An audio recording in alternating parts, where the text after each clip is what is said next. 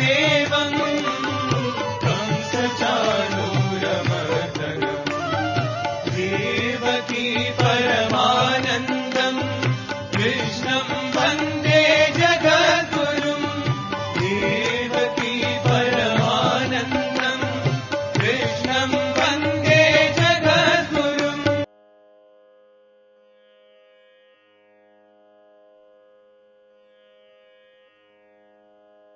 శ్రీ గురుభ్యో నమః.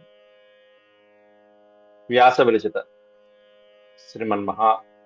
శ్రీమద్భాగవతంలో దశమ స్కందంలో నేడు మనం 69వ అధ్యాయం చెప్పుకుంటున్నాం. ఈ అధ్యాయంలో నారద మహర్షి శ్రీకృష్ణ పరమాత్ముడి అద్భుతమైనటువంటి లీలల్ని చూడటం కోసం స్వయంగా ద్వారకా నగరానికి వేయించేశాడు. 16,000 మంది భార్యలతో 16,108 మంది భార్యలతో శ్రీకృష్ణ పరమాత్ముడు ఏ విధంగా ప్రవర్తిస్తున్నాడు, అసలు ఇది సాధ్యమైన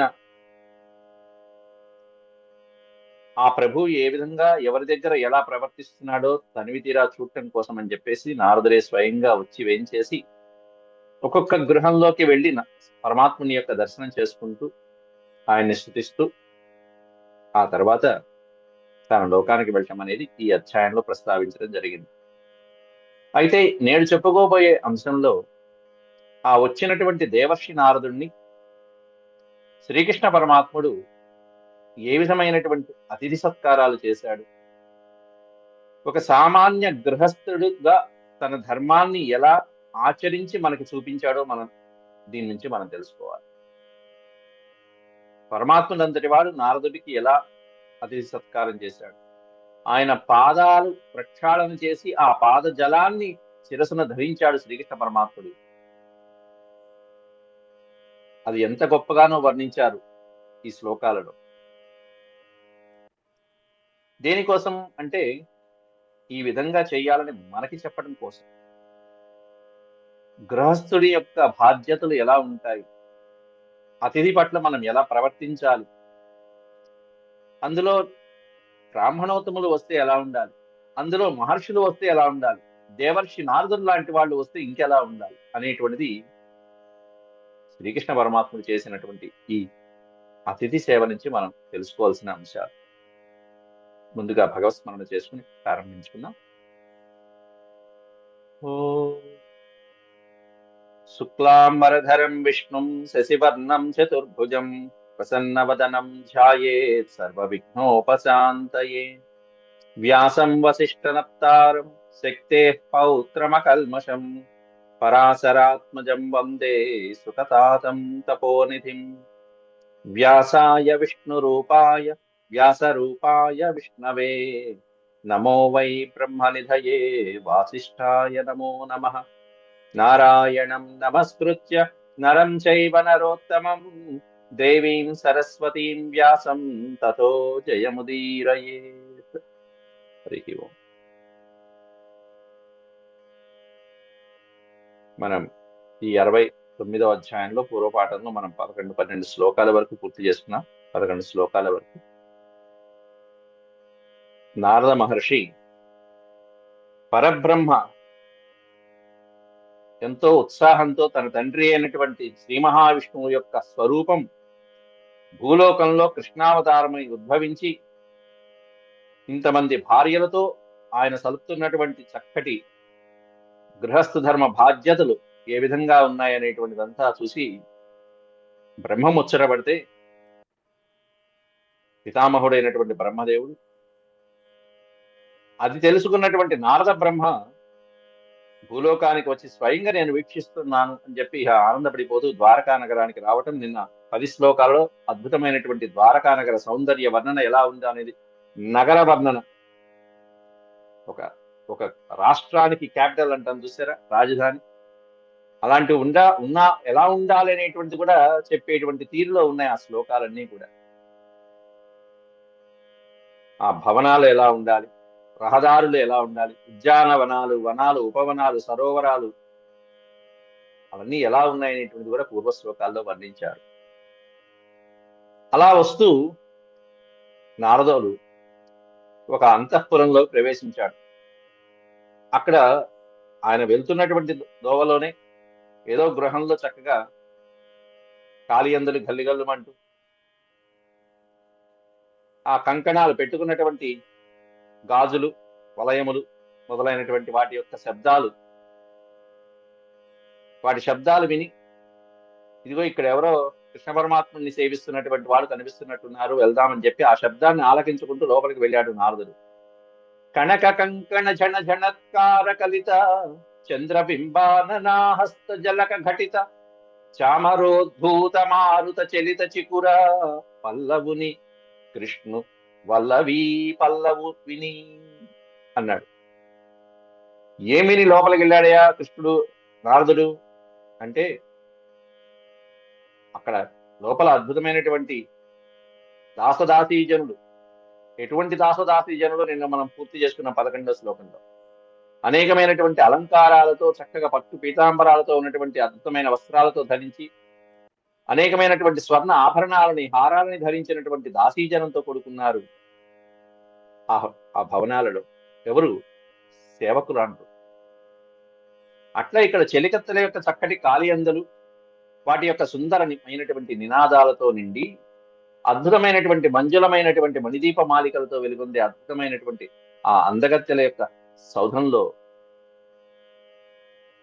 బంగారు కంకణాలు ఓ పక్కన శబ్దం చేస్తూ ఉంటే, చేతులకు పెట్టుకునేటువంటి గాజులు, కంకణాలు మొదలైనటువంటివన్నీ శబ్దం చేస్తూ ఉంటే, అంతేకాకుండా సంజాత లోచనలు వీస్తున్న వింజామరలు అంటే పద్మపత్రాల లాంటి కనులు కలిగినటువంటి ఆ స్త్రీలు, భార్యలు వింజామరలతో వారి యొక్క భర్త అయినటువంటి శ్రీకృష్ణ పరమాత్ముని అలా వింజామరలతో సేవిస్తూ ఉంటే, ఆ గాలికి, ఆ వింజామరల యొక్క గాలికి కదులుతున్నటువంటి శ్రీకృష్ణ పరమాత్ముడి యొక్క అలకముంగురులు అలా అలా కదులుతూ ఉంటే, అటువంటి గోపికా వల్లభుడైనటువంటి నల్లనయ్యను చూస్తూ లోపలికి ప్రవేశించాడు నారదుడు అని చెప్తున్నారు అక్కడ పోతనామాచుడు. కనక కంకణ ఝణ ఝణత్కార కలిత చంద్ర బింబాననా హస్త జలక ఘటిత చామరోద్భూత మారుత చలిత చికుర పల్లవుని కృష్ణు వల్లవి పల్లవు విని లోపలికి ప్రవేశించాడు నారదుడు ఆపుకోలేక. అదిగో నల్లనయ్య కనిపించాడంటూ లోపలికి ప్రవేశించాడు. అక్కడ హాయిగా చక్కగా సేవిస్తున్నారు అందరూ. అంతమంది తన వయసు కలిగినటువంటి దాసదాసీజనులు ఉన్నప్పటికీ కూడా రుక్మిణీదేవే స్వయంగా సేవిస్తూ ఉంటుంది. అది వర్ణించబోతున్నాడు ఇప్పుడు కాసేపట్లో. అంతేకాకుండా ఆ భవనాలలో నెమళ్ళు, అద్భుతమైనటువంటి అగరుధూప వాసనలు ఘుమఘుమాయిస్తూ ఎలా ఉన్నదనేది 12వ శ్లోకంలో వర్ణిస్తున్నాడు. రత్న ప్రదీప నికర జ్యుతిభిర్ నిరస్తధ్వాంతం విచిత్రవలభీషు శిఖండినోంగ నృత్యంతి యత్ర విహితా గురుధూపమక్షైర్ నిర్యాంతమీక్షగణబుద్ధయ ఉన్నదంతః. ధ్వాంతం, ధ్వాంతం అంటే అంధకారం, తమస్సు, చీకటి. రత్న ప్రదీప నికర జ్యోతిభిర్నిరస్తధ్వాంతం, మొత్తం చీకటినంతా పారద్రోలటానికి మనం దీపాలు పెట్టుకుంటాం, లైట్లు వేసుకుంటాం. కానీ అక్కడ ఏమిటయ్యా, ఆ భవనాల్లో ఏమున్నాయి? ఆ చీకటిని, అంధకారాన్ని తొలగించడానికి రత్న ప్రదీప నికర జ్యుతి, అద్భుతమైనటువంటి కాంతిని, ప్రకాశత్వాన్ని కలిగించేటువంటి రత్న వజ్ర వైఢూర్యాలతో వెలుగుతుంటున్నటువంటి మాణిక్యాలు, అద్భుతమైనటువంటివన్నీ వాటితో ప్రకాశవంతంగా ఉన్నటువంటి భవనాలయ్యా అవి. ఇక్కడ ఆటోమేటిక్ లైట్లు అవన్నీ. మన లైట్లు ఏం పనికి వస్తాయి? మనం వేస్తున్నటువంటి విద్యుత్ దీపాలు ఏం పనికి వస్తాయి వాటి ముందు? మనకి కరెంట్ ఉంటే కరెంట్ వాడిస్తే మనకి, లేకపోతే అది ఒకటే, ఏది ఉండదు. అది నిరంతరం ప్రకాశించేటువంటి అద్భుతమైనటువంటి కాంతి కలిగినటువంటి భవనాలు అవి. అంధకారం అనేటువంటిదే ఉండదు. విచిత్ర బలభీషు శిఖండినోంగ, అంగ అనేటువంటిది ఇక్కడ పరీక్షిత్ మహారాజుకి వాడిన సంబోధన వాచకం. ఓ మహారాజా, శిఖండిన, శిఖండిన అంటే నెమళ్ళు. విచిత్ర వలభీషు శిఖండినో అంగ నృత్యంతి యత్ర విహితా గురుధూపమక్షై. శిఖండిన నృత్యంతి, నెమళ్ళన్నీ నాట్యం చేస్తున్నాయిట. ఎక్కడ నాట్యం చేస్తున్నాయండి? విచిత్ర వలభీషు, విచిత్రమైనటువంటి అలంకారాలతో నిండిన స్తంభాలలో, వలభీషు అనేకమైనటువంటి స్తంభాలు రంగురంగులుగా ఆ పక్షులు వాడటానికి అలా వచ్చి ఎగురుకుంటూ వచ్చి హంసలు, నెమళ్ళు అనేటువంటి రకరకాలైనటువంటి పక్షులన్నీ వచ్చి వాళ్తూ ఉంటాయి అక్కడ. అటువంటి ప్రదేశాలలో పక్షులు కూడా వచ్చి నివసించడానికి వీలుగా కట్టినటువంటి కట్టడాలు కొన్ని ఉన్నాయి. అక్కడ వచ్చి వాళ్తూ ఉంటాయి. వాటికి కావలసిన పదార్థాలు, ఆహార ధాన్యాలు, నీరు మొదలైనటువంటివన్నీ అక్కడే ఉంటాయి. అట్లా విచిత్రమైనటువంటి స్తంభాల మీద ఆ నెమళ్ళు నృత్యంతి నాట్యం చేస్తున్నాయట. నెమళ్ళు నాట్యం చేస్తున్నాయంటే ఎప్పుడు నాట్యం చేస్తున్నాయి? దానికి తగినటువంటి అనువైన వాతావరణం ఏముంది?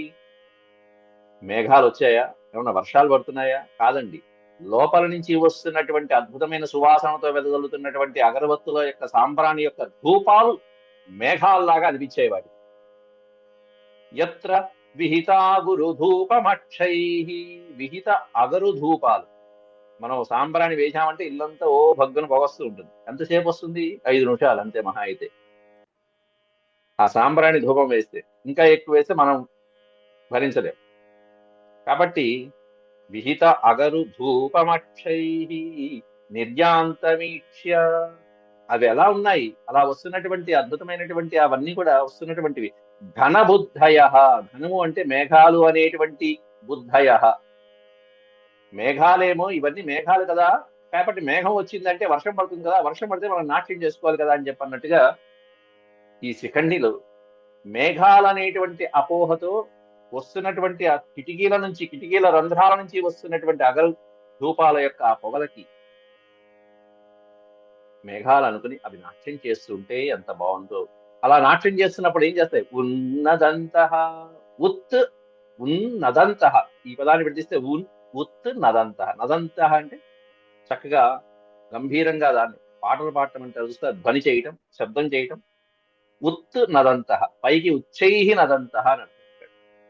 పెద్దగా ఆ నెమళ్ళు కేకారావాలు చేస్తూ అరుస్తూ గానం చేస్తున్నట్టుగా వాటి ఉత్సాహాన్ని, ఆనందాన్ని తెలియజేస్తూ ఓ పక్కన నాట్యము, ఓ పక్కన శబ్దాలు చేస్తూ ఉంటే తస్మిన్ సమాన గుణ రూప వయస్సు వేషదాసీ సహస్రయుతయానుసవం గృహిణ్యా విప్రో దదర్శ్య చమరవ్యజనేన రుక్మదండేన సాత్వతపతిం పరివీజయంత్యా. ఆ గృహంలో అలా లోపలికి వెళ్తున్నాడు, ఒక్కొక్క ప్రకారం దాటుకుని లోపలికి వెళ్తున్నాడు. లోపలికి వెళ్ళేటప్పటికి అద్భుతమైనటువంటి పాన్పు పైన, హంసతూలికా తల్పం పైన పరమాత్ముడు సేవించబడుతూ ఉన్నాడు. ఎవరి చేత? రుక్మిణీదేవి చేత. రుక్మిణి స్వయంగా వింధ్యామర పట్టుకుని వీస్తున్నది. అక్కడ ఆవిడ వయసుతో సమానమైనటువంటి చెలికత్తెలు, పరిచారికులు చాలా మంది ఉన్నా కూడా పతి సేవ తాను మాత్రమే చేస్తుంది స్వయంగా. తస్మిన్ సమాన గుణ రూప వయః, ఆమెతో సమానమైనటువంటి గుణాలతో సమానమైనటువంటి రూపంలో సమానమైనటువంటి వయస్సులో వేషంలో సమానమైనటువంటి దాసీ సహస్రయుతం, వేలాది మంది దాసీజనులు ఉన్నప్పటికీ కూడా భర్త యొక్క అనురాగం ఇక్కడే బయటపడింది. భర్త యొక్క ప్రేమ పొందేది స్త్రీ ఎప్పుడే అంటే అంతమంది ఉన్నప్పటికీ కూడా తానే స్వయంగా వడ్డించి, తానే స్వయంగా పట్టించుకుని, తానే స్వయంగా సేవించుకుంటూనే ఆ తృప్తి వేరు. అది కదా పతివ్రతామ తల్లి యొక్క లక్షణం. అనుసవం గృహిణి యొక్క లక్షణాలు అవి. ఆ గృహిణి యొక్క లక్షణాలు ఏవైతే ఉన్నాయో ఆ విధంగా ఆవిడ పాటిస్తూ అంతమంది దాసీజనులు కూడా పక్కన పెట్టేసి వాళ్ళు వేరే పనులు ఉంటారు అంతే, లాంఛనప్రాయంగా ఉండటానికి ఉంటారు కాబట్టి ఉంటారు. అట్లా రుక్మిణీదేవే స్వయంగా చమరవ్యజనేన రుక్మదండేన సాత్వతపతిం పరివీజయంత్యా. రుక్మదండేన అంటే రుక్మము అనే పదం ఎప్పుడు వచ్చినా సరే సువర్ణమయమైన, బంగారుమయమైన. రుక్మదండేన చమరవ్యజనేన అన్నారు. అంటే బంగారు కింద పట్టుకుంటారు చూసారా, కింద చమరాన్ని పట్టుకునేటువంటి ఆ దండము బంగారుమయమైనటువంటి వింధ్యామరలతో ఉన్నటువంటి, బంగారు కింద తొడుగు కలిగినటువంటి వింధ్యామరలు ఏవైతే ఉంటాయి, చామరాలు, ఛత్రచామరాదులు, వింధ్యామరలు. చమరీ మృగము యొక్క వెంట్రుకలతో చేసేది చామరం. అటువంటి వ్యజనము అంటే వీస్తూ అలా గాలిని కలిగించేటువంటిది వ్యజనం అంటారు. కాబట్టి చమరీ మృగము యొక్క వ్యజనము కేవలం దేవతలకి మాత్రమే వాడతాం. ఆ దేవదేవుడైనటువంటి శ్రీకృష్ణ ప్రభువుకి రుక్మిణీదేవి బంగారు దండముతో కలిగినటువంటి ఈ చమరీ మృగము యొక్క వ్యజనముతో సాత్వతపతిం పరివీజయంత్యా, ఆ దేవదేవుని ప్రభువుని శ్రీకృష్ణ ప్రభువుని అలా సేవిస్తూ ఉండటం చూశాడు నారదుడు. ఇప్పుడు ఈ మొత్తం శ్లోకంలో నేను అడిగే ప్రశ్న ఏమిటంటే, మీకు నారదుడు అనేటువంటి పదం ఎక్కడ ఉన్నది అనేది మీరు జాగ్రత్తగా గమనించగలరా? నారదుడు అనే పదం ఎక్కడ ఉంది? ఎక్కడా స్వయంగా నారదుడు అనే పదం ఇవ్వాల. పోనీ దేవర్షి నారదుడు అని ఇచ్చాడా? పోనీ ముని అని ఇచ్చాడా? ఇవ్వాల. విప్రో దదర్శ అన్నారంతే. ఎవరయ్యా చూసిందంటే విప్రుడు చూశాడయ్యా. విప్రుడు అంటే బ్రాహ్మణుడు. ఇది అంతకు ముందు కూడా చెప్పారు. నారదుడు బ్రాహ్మణోత్తముడు. ఆయన దేవర్షి నారదుడు బ్రాహ్మణోత్తముడు. మహాభారతంలో నారదుడి యొక్క గుణాన్ని 2 అధ్యాయాల్లో వర్ణించారు వ్యాసుడు వారు. ఆయన యొక్క శాస్త్ర జ్ఞానము, పాండిత్యము, సంగీత జ్ఞానము, కళలు, ఆయన యొక్క బ్రాహ్మణత్వం ఎట్లాంటిది మొదలైనటువంటివన్నీ కూడా ఒక 2 అధ్యాయాల్లో వర్ణించారండి అద్భుతంగా. నారదుడు అంటే ఇదా అనుకుంటాం. ఏదో మనకి తెలిసిన నారదుడు సినిమాల్లో వాటిల్లో చూసి నారదుడు అంటే ఇదే అనుకుంటాం, కానీ అందుకే మూల గ్రంథాలు చదివితే వచ్చేటువంటి అసలు జ్ఞానం వేరు. వాళ్ళ మీద కలిగేటువంటి అపురూపమైనటువంటి ఋషి రుణం తీర్చుకోవడమే. అట్లా విప్రోదర్శ అటువంటి బ్రాహ్మణోత్తముడైనటువంటి నారద మహర్షిని చూశాడు. ఈయన నారదుడు బ్రాహ్మణుడు కాబట్టి తర్వాత శ్రీకృష్ణ పరమాత్ముడు ఇంకో అద్భుతమైన పని చేశాడు. అటువంటి ఈ రుక్మిణీదేవిని, శ్రీకృష్ణ పరమాత్ముని సేవిస్తున్న రుక్మిణీదేవిని బ్రాహ్మణోత్తముడైనటువంటి నారదుడు స్వయంగా దదర్శ చూశాడు. అట్లాంటి సన్నివేశాన్ని చూసి తరించాడు శ్రీకృష్ణ పరమాత్ముని. తం సన్నరీక్ష. తం అంటే ఇక్కడ ఆ నారదుడిని, ఆ బ్రాహ్మణోత్తముని చూడంగానే అక్కడ అంతమంది పరివారం ఉన్న చుట్టుపక్కల రుక్మిణీదేవి చేత సేవించబడుతున్నటువంటి పరమాత్ముడు పరుగు పరుగున వచ్చేశాడు. వచ్చి స్వాగతం పలుకుతున్నాడు నారదుడికి. స్వాగతం పలకడమే కాదు, తన యొక్క సింహాసనం మీద, తన ఆసనం మీద స్వయంగా నారదుడిని కూర్చోబెట్టాట. చూడండి, కుచేలుణ్ణి ఏ విధంగా అయితే పరిగెత్తుకుంటూ వెళ్ళి తీసుకొచ్చి మరీ కూర్చోబెట్టాడో, అట్లాంటిది శ్రీకృష్ణ పరమాత్ముడు తం సన్నిరీక్ష. ఎందుకుని అంత పరమాత్ముడికి ఇంత అవసరం ఏముంది? రా నారద కూర్చో అని చెప్పచ్చు కదా అక్కడే ఉండి. మనం చేసే పని అదేగా. స్నేహితులు ఎవరన్నా వస్తే ఇంటికి, పెద్దవాళ్ళు ఎవరన్నా వచ్చినా మనం లేవం, ఇక్కడ వచ్చారా రండి రండి కూర్చోండి అంటాను తప్ప మనం లేచి ఎదురు వెళ్తామా? కృష్ణుడంతటి వాడు, నారదుని అంతటి వాడు వస్తే ఆయనే లేచి ఎదురు వెళ్ళి తెచ్చుకుంటున్నాడు. ఇవి మనం చూసి నేర్చుకోవాల్సింది గృహస్థ ధర్మాలు. ఆయన ఇప్పుడు సామాన్యమైనటువంటి మానవుడిలాగా గృహస్థ ధర్మాన్ని పాటిస్తూ మనకి చెప్తున్నాడు ఇలా చెయ్యాలి అని. తం సన్నిరీక్ష్య చూడంగానే లేవాలి. భగవాన్ సహసోత్థిత శ్రీ పర్యంకత సకల ధర్మభృతాం వరిష్ఠ ఆనమ్య పాదయుగళం శిరసా కిరీటజుష్టేన సాంజలిరవీ విశద్ ఆసనే స్వే ఆసనే. స్వే ఆసన అంటే తన యొక్క ఆసనంలో అని అర్థం. తన సింహాసనంలో కూర్చోబెట్టాడండి శ్రీకృష్ణ పరమాత్ముడు. తం సన్నిరీక్ష భగవాన్ సహసోత్థిత. సహసా ఉత్థిత. ఉత్థిత అంటే లేవటం. సహసా వెంటనే, చూడంగానే వెంటనే లేచాడు, ఆలస్యం చేయరా. వెంటనే లేచి శ్రీ పర్యంకత. శ్రీ పర్యంకత, ఆ లక్ష్మీదేవి చేత సేవించబడుతున్నటువంటి ఆ పాన్పు ఏదైతే ఉందో ఆ పాన్పు మించి వెంటనే లేచి సకల ధర్మభృతాం వరిష్ఠ. సమస్తమైనటువంటి ధర్మాలని ధరించడంలో శ్రేష్ఠుడైనటువంటి వాడు ఎవరయ్యా అంటే పరమాత్ముడు, భగవాన్ శ్రీకృష్ణ. ఆ పరమాత్ముడు తం, ఆ నారద మహర్షిని ఆనమ్య పాదయుగళం. ఆనమ్య అంటే లోపలికి ఆహ్వానించి, ముందు ఆహ్వానించడం ఉండాలి, స్వాగతం పలకాలి. రండి మహానుభావ, రండి, ఆసనులు కండి, కూర్చోండి అని స్వ ఆసనే సాంజలి రవీవిషత్. అవీవిషత్ అనే పదానికి అర్థం కూర్చుండబెట్టడం. స్వ ఆసనే, స్వే ఆసనే అంటే తన యొక్క సింహాసనంలో, తాను కూర్చునే ఆసనంలో, అతిథులు కూర్చునేది కాదు, ఇదిగో నీది అది, ఇది నా సింహాసనం, కూర్చోబాకు, నువ్వు వేరే చోట కూర్చోవడం కాదు. తన యొక్క ఆసనంలో ఆ భూసురోత్తముణ్ణి, ఆ విప్రోత్తముణ్ణి, నారద మహర్షిని కూర్చోబెట్టాడండి. ఎట్లా కూర్చోబెట్టి ఏం చేశాడు? పాదయుగళం శిరసా కిరీట జుష్టేన సాంజలి. ముందు పాద నమస్కారం చేశాట. నారదుడు చేయటం కాదు, శ్రీకృష్ణ పరమాత్ముడే నారదుడికి తన యొక్క కిరీటంలో ఉండేటువంటి రత్నాలు, వజ్ర వైఢూర్యాలు ఆయన యొక్క పాద యుగళము అంటే పాద పద్మాలకి, నారదుడి పాద పద్మాలకి తాకేట్టుగా అలా ఆనిచ్చి నారదుడికి సాష్టాంగ నమస్కారం చేసినట్టు చేశాట. సాంజలి రవి విశత ఆసనేస్వే. ఇది గృహస్థు ధర్మం అంటే, అసలైన గృహస్థు ధర్మం అంటే. బ్రాహ్మణోత్తముడు వచ్చాడు అంటే కూర్చోబెట్టి వాళ్ళకి ఈ విధంగా నమస్కారం చేసి, ఆ తర్వాత అర్ఘ్యము, పాద్యములు మొదలైనటువంటివన్నీ కూడా కల్పించి కుశల ప్రశ్నలు వేయటం, ఇవన్నీ వరుసగా చేస్తున్నాడు శ్రీకృష్ణ పరమాత్ముడు. తస్యావనిజ్య, కృష్ణ పరమాత్ముడే చేస్తే పక్కన ఉన్నటువంటి భార్య రుక్మిణీదేవి మొదలైనటువంటి ఇతర భార్యలు చేయకుండా ఉంటారా? పరమాత్ముడిని అనుసరిస్తారు కదా. పరమాత్ముడే సేవిస్తున్నాడు అంటే ఆ పుణ్యాత్ముడు ఇంకెంత గొప్పవాడో కదా, ఆయనంత భాగ్యశాలో కదా అనుకుని వాళ్ళు వెంటనే అనుగుణంగా ఈయనకి సహాయం చేస్తున్నారు శ్రీకృష్ణ పరమాత్ముడి. తస్యావనిజ్య చరణౌ తదపస్వమూర్ధ్నా బిభ్రజ్జగద్గురుతరోపి సతాం పతిర్హి బ్రహ్మణ్యదేవ ఇతి యద్గుణనామయుక్తం తస్యేవ యచ్చరణ శౌచమశేష తీర్థం. అద్భుతమైనటువంటి శ్లోకం, సుందరమైనటువంటి శ్లోకం చేశారు. ఏం శ్లోకం అండి!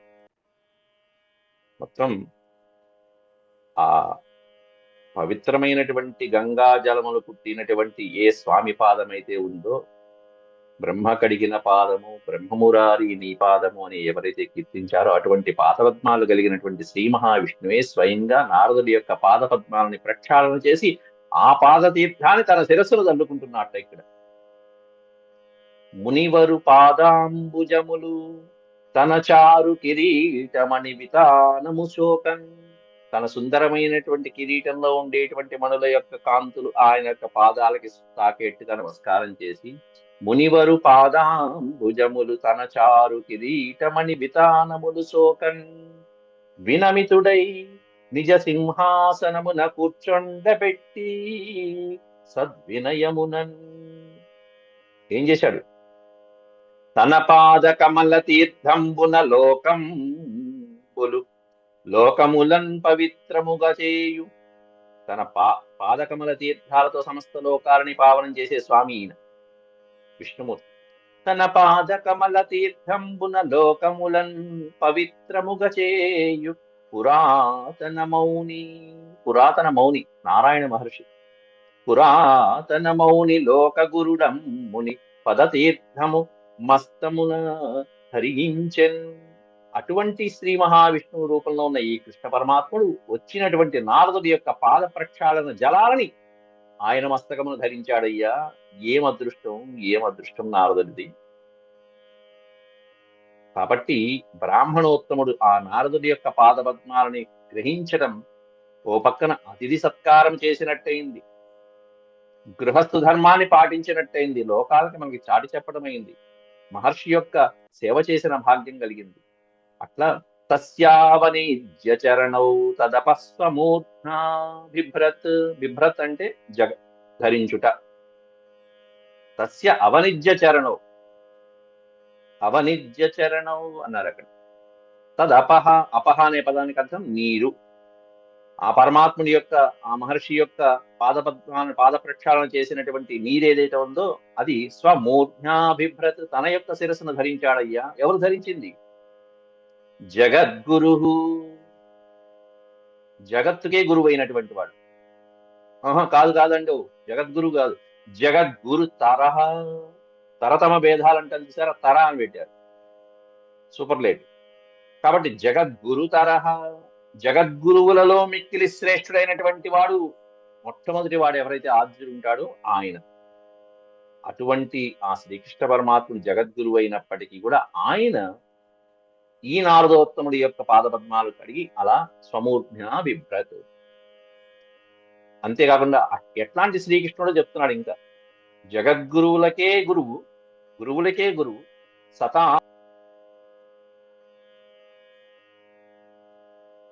హరే కృష్ణ హరే కృష్ణ కృష్ణ హరే.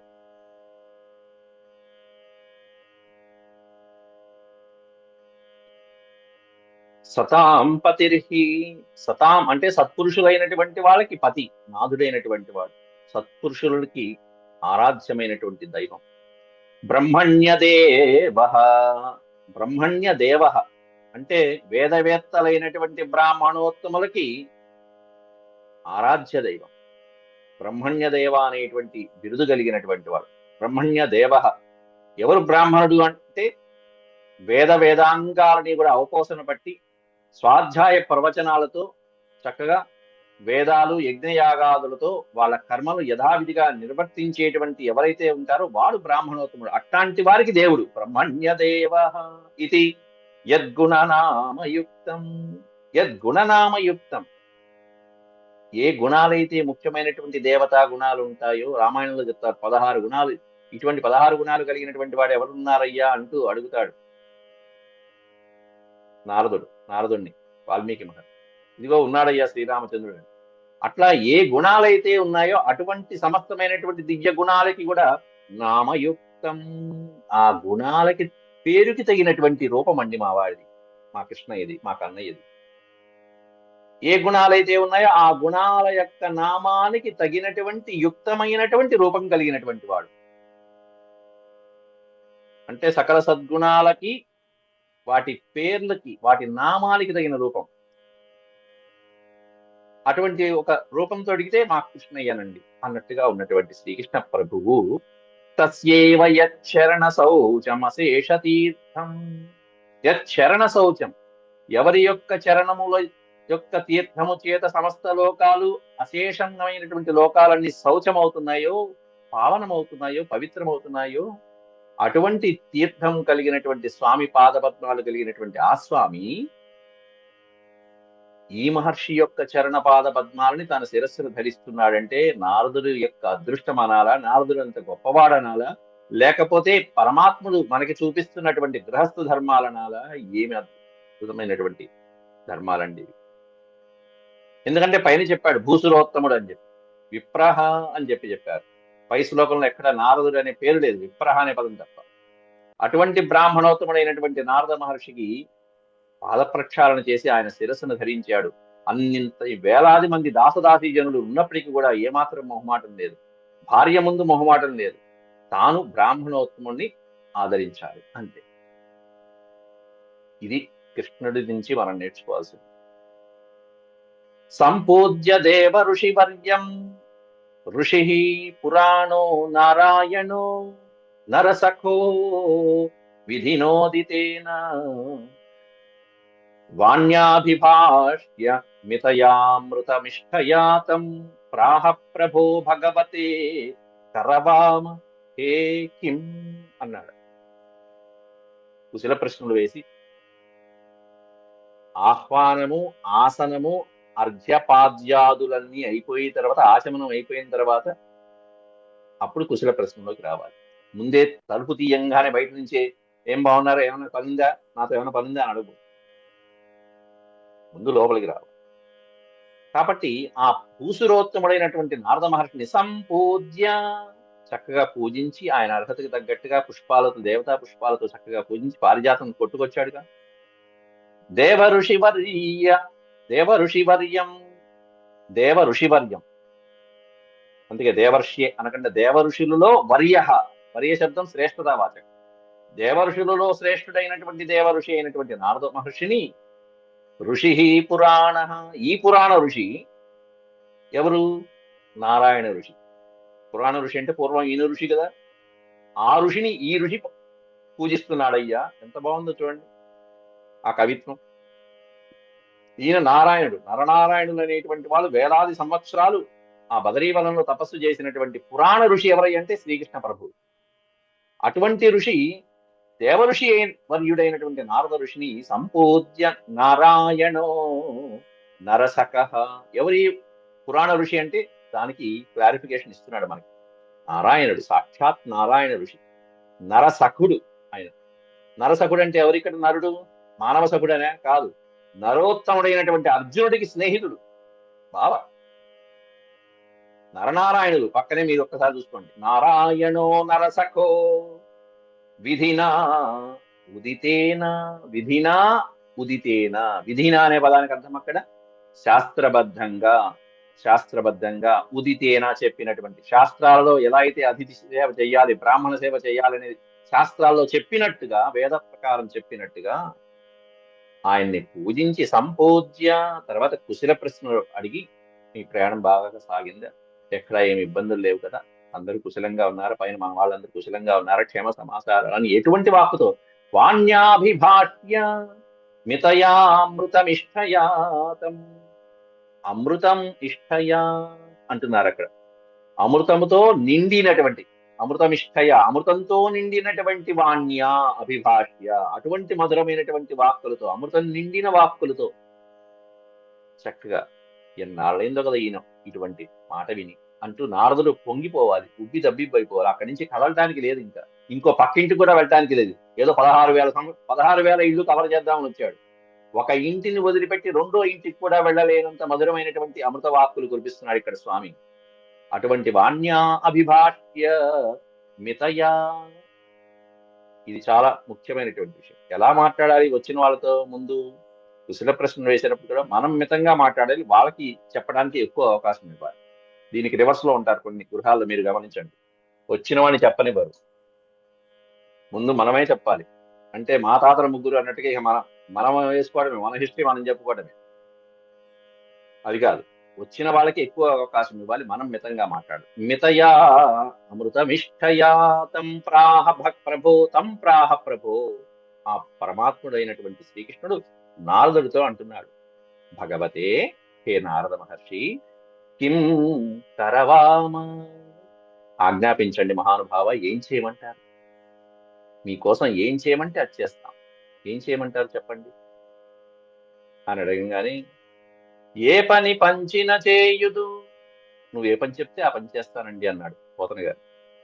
కృష్ణ పరమాత్ముడు అంటున్నాడు, ఏ పని పంచిన చేయుదు తాపసవర, ఓ తాపసవర, అనుడునతడు దామోదర చిద్రూపక అవధవతార వ్యాపారము దుష్ట నిగ్రహార్థముగాదే అన్నాడు.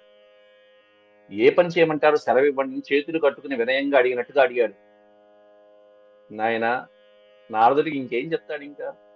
అప్పుడు నారదుడు అంటున్నాడు, భవదవతార వ్యాపారము, నాయన నువ్వు దిగొచ్చినటువంటి పనే చెప్తున్నాను, దుష్ట నిగ్రహార్థము కాదే, శిష్ట రక్షణ దుష్ట శిక్షణ, శిష్ట రక్షణ దుష్ట శిక్షణ, దీనికి కదా నీ అవతారం వచ్చింది అంటూ మొదలు పెడుతున్నాడు. ఇక నారద మహర్షి యొక్క వచనాలు ఎలా ఉన్నాయనేటువంటిది తర్వాత శ్లోకం నుంచి. నారద ఉవాచ, నారదుడు ఏం ఉవాచించాడో రేపటి నుంచి మనం చెప్తాం. అంతవరకు సెలవు. ఓం శాంతి శాంతి శాంతి. యదక్షరపద భ్రష్టం మాత్రాహీనం చ యద్భవేత్ తత్సర్వం క్షమ్యతాం దేవ నారాయణ నమోస్తుతే. సర్వం శ్రీ కృష్ణార్పణమస్తు. హరి ఓం.